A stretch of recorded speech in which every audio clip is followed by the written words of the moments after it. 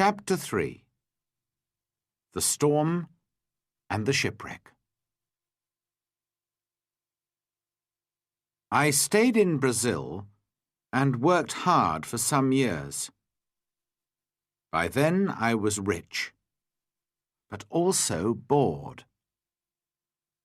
One day, some friends came to me and said, "We're going to Africa to do business.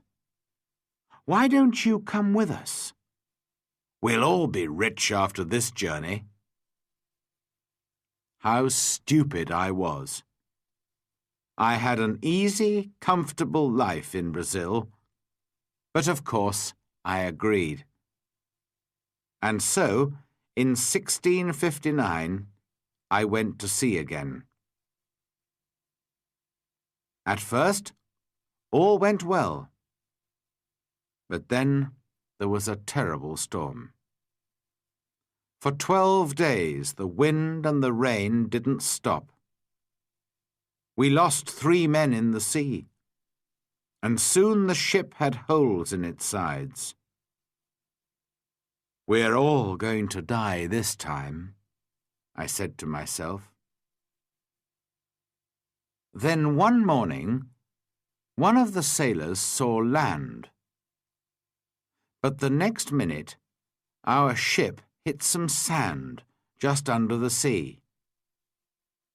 The ship could not move, and we were really in danger now.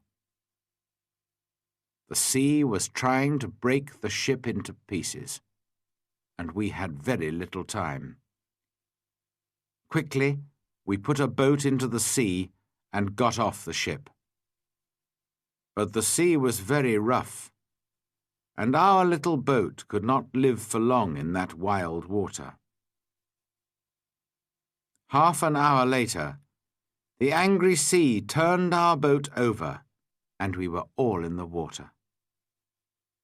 I looked round for my friends, but I could see nobody. I was alone. That day I was lucky, and the sea carried me to the shore. I could not see the land, only mountains of water all around me.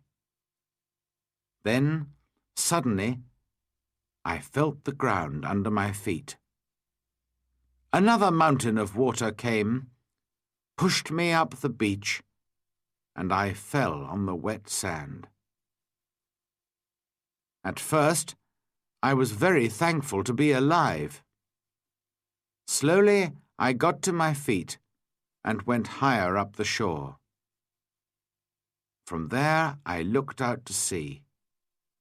I could see our ship, but it was wrecked, and there was nobody near it. There was nobody in the water.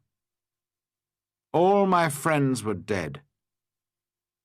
I was alive, but in a strange, wild country, with no food, no water, and no gun. It was dark now, and I was tired. I was afraid to sleep on the shore. Perhaps there were wild animals there. So I went up into a tree, and I stayed there all night.